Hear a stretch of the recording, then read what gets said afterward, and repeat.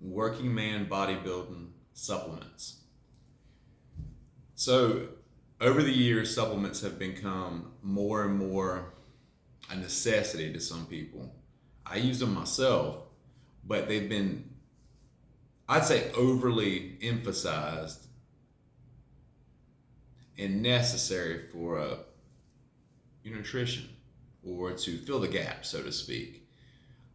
Me personally, I do use 3 scoops of whey a day because I like to do a kind of a shake or whey or protein fast throughout the day because it's the only way it keeps me from being ravenous and having issues just over consuming calories or just in general, it keeps me on my diet.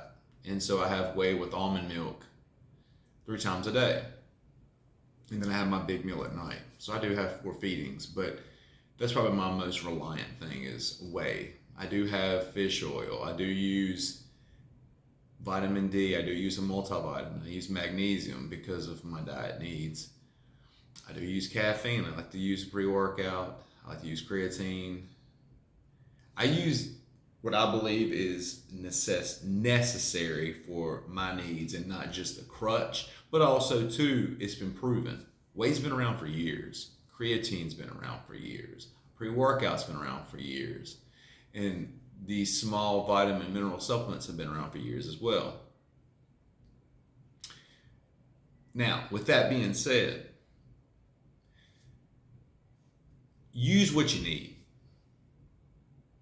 Use what you need. But if you can rely on food, rely on food. Rely on, caffeine obviously doesn't necessarily come in food besides like certain teas and stuff that I'm aware of. But use what you need to make the performance, do your training, and to get your nutritional needs, and even for your sleep. So if you want to add sleep, I do use melatonin. I use Unisom to help myself go to sleep. I didn't really think about that because sleep is underemphasized and underrated when it comes to bodybuilding.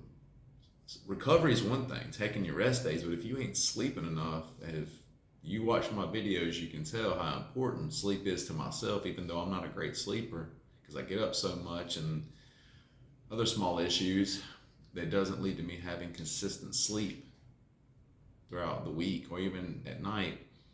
I do the best I can.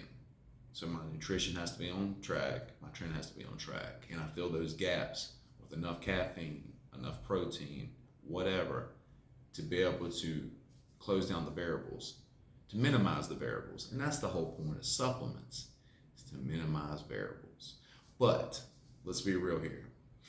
If you look up on YouTube or you look up on Reddit or what have you, there are certain supplements that get pushed and certain types of supplements, certain types of creatine, certain types of this or that get pushed as a reliance that aren't necessary.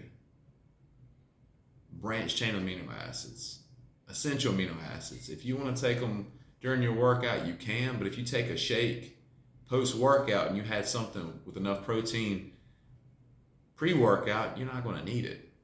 Different types of creatine. Creatine monohydrate has been researched almost, if not more than any other supplement.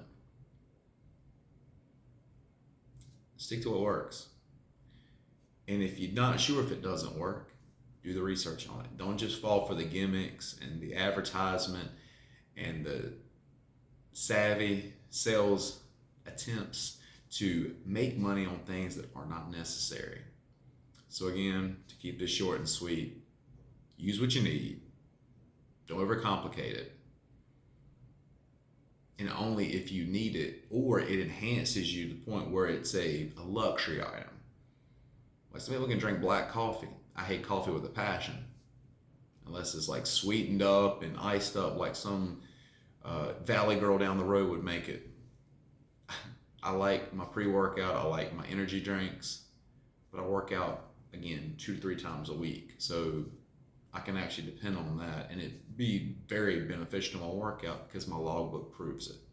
My nutrition proves it. So to keep this under 5 minutes, use it.